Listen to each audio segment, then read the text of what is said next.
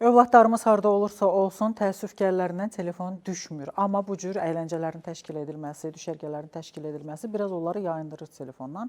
Amma istənilən halda TikTokun, məsəl üçün, TikTok sosial şəbəkəsinin istifadəsi get-gedə artır və bu bəzən də narahatlıq doğur ki, niyə azaldaq, uşaqlara ora girişə qadağa qoyaq. Bax, bu cür çağırışlar səslənir.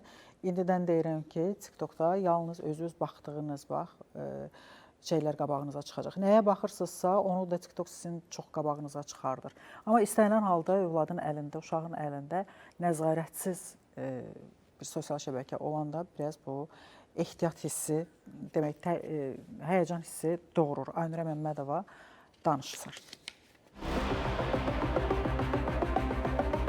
Son zamanlar dəbdə olan TikTok platformasından istifadə edən uşaqların sayı artmaqdadır. Lakin bu sosial şəbəkədə heç də paylaşılanların hamısı uşaq psixologiyasına uyğun deyil. Bu səbəbdən də bəzi ölkələrdə bu platformadan uşaqların istifadəsi məhdudlaşdırılıb. Azərbaycanda da uşaqların TikToka girişinin qadağan edilməsi təklif edilib. Məncə tam qadağan edilməli deyil. Uşaqlar üçün orada lazımi məlumatlar da var. Orada hər bir informasiya var. Yaxşı informasiya götürürlərsə, niyə ki yox? Komandalar verir buna, TikTokda da ayrı-ayrı yazılar olur. O uşaq da götürür o informasyonu qəbul edir və eləməlidir. Həmən o dediyi, TikTok dediyi şeyi eləməlidir. Uşaqların tərbiyəsini pozur. Mən məsləhət görməzdim. Göründüyü kimi uşaqların TikToka girişinin qadağan edilməsi təklifi ictimaiyyət arasında geniş müzakirələrə səbəb olub. Bəziləri tam qadağanın, bəziləri isə valideyn nəzarətinin gücləndirilməsinin tərəfdarıdır. Ortaq fikir isə uşaqları təhlükədən qorumaqdır. 70-ə yaxın ölkələrdə bir nümunəni deyim, TikToku nümunə üçün sosial şəbəkələrdə istifadə edilməsi məhdudiyyət tətbiq edilir. Azərbaycanda da xüsusilə də bəzi alqoritmlər, hansı ki, mənfi elementlər gətirir Azərbaycan cəmiyyətində, bu da TikTok proqramı kimidir. Onun deyək ki, Azərbaycanda məhdudlaşdırılması təklif edilmişdir.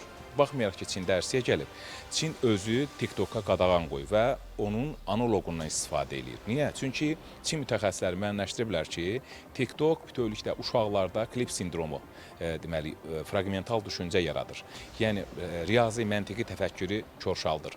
Hətta onun analoqundan da limit şəklində vaxt limiti qoymaqla uşaqlar üçün 45 dəqiqə vaxt limiti qoyulub. Psixoloqların fikrincə qadağa uşaqları daha da maraqlandıra bilər. Beləliklə balacalar məhdudiyyəti texniki yollarla aşmağa çalışacaqlar. Əsas məsələ bu istiqamətdə maarifləndirmə işlərinin aparılmasıdır.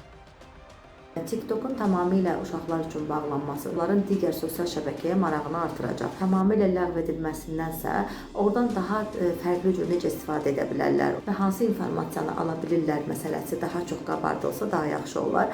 Ümumiyyətlə, sosial şəbəkələrdən istifadə ilə bağlı yeni qanunun qəbul olmasına bir ehtiyac var. Hesab edirəm ki, müəyyən yaş dövrünə qədər, 12-13 yaşa qədər ümumiyyətlə uşaqların TikToka girməsini qadağan etmək lazımdır. Yəni, burada çox ciddi maarifləndirmə işləri aparılmalıdır.